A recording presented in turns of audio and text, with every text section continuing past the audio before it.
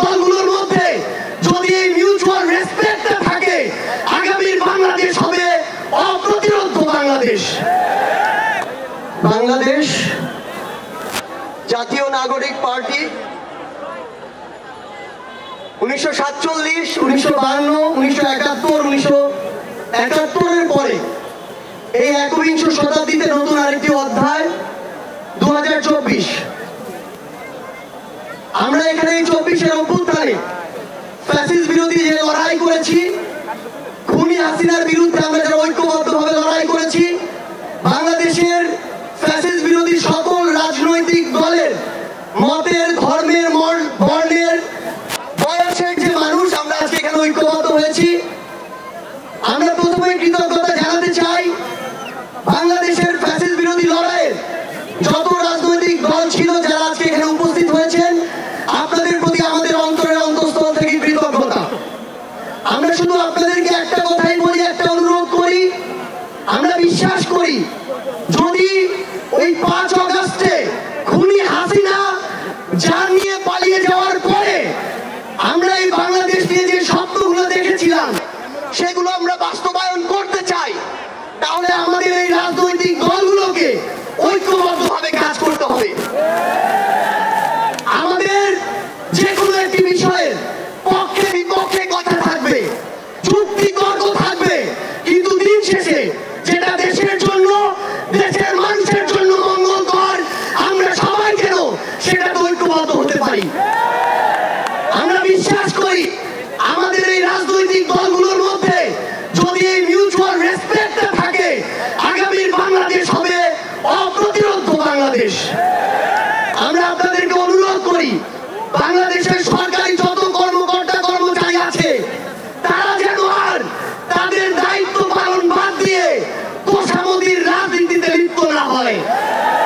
আমরা অনুরোধ করি বাংলাদেশ পুলিশ নামক যেই প্রতিষ্ঠানটিকে খুনি হাসিনা ধ্বংস করে দিয়েছে, সেই প্রতিষ্ঠানটি যেন কাজের মাধ্যমে তার গৌরবটি আবার ফিরিয়ে আনে।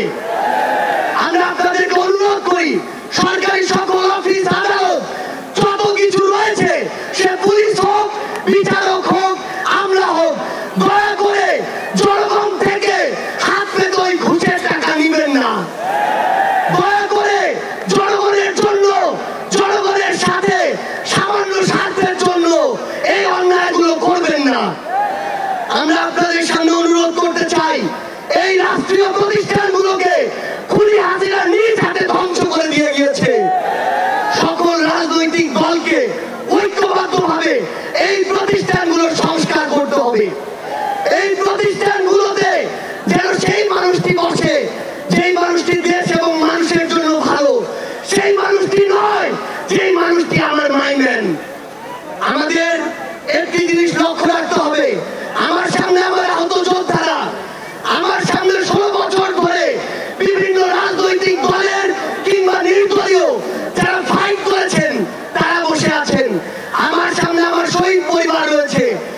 এই প্রত্যেকটি গুম, খুন, বিচার বহির্ভূত হত্যা, এগুলোর বিচার যেন আমরা ঐক্যবদ্ধভাবে করি। এই খুনি হাসিনার বিচার যেন আমরা ঐক্যবদ্ধভাবে করি। একটা জিনিস মনে রাখতে হবে, নিজেদের সামান্য স্বার্থের জন্য যেন কোনো অপরাধী ছাড় না পেয়ে যায়।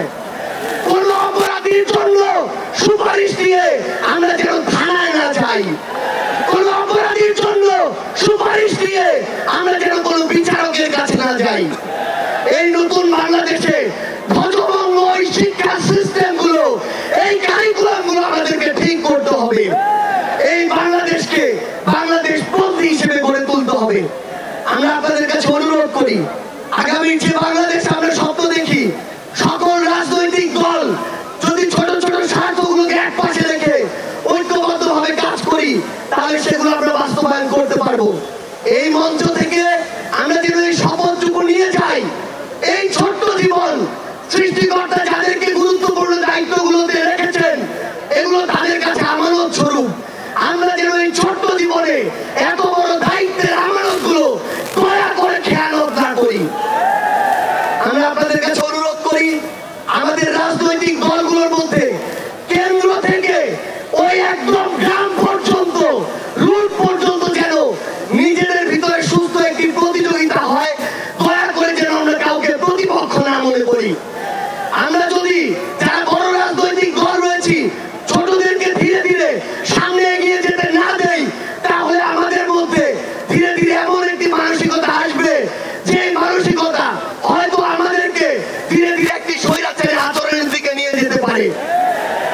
আমরা যেন সবসময়, আমি সহ আমরা সবাই খুনি হাসিনাকে দেখে যেন শিক্ষা নেই।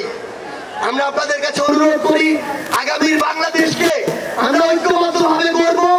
এবং একটা জিনিস শুধু মনে রাখবেন, দিন শেষে দেশ এবং মানুষের স্বার্থকে সবার আগে রেখে যদি আমরা এগিয়ে যেতে পারি, তাহলে আমাদের কাঙ্ক্ষিত বাংলাদেশ সম্ভব। আপনাদের সাথে লড়াইয়ের রাজপথে অথবা বিজয় দেখা হবে। সবসময় বাংলাদেশের এই নতুন আজ যে পার্টিটি জন্ম নিতে যাচ্ছে, সেই পার্টির সাথে থাকবেন, সমর্থনে থাকবেন, দোয়ায় রাখবেন। আপনাদের সাথে আবারও দেখা হবে রাজপথের সংগ্রামে অথবা বিজয়ে। ধন্যবাদ সবাইকে।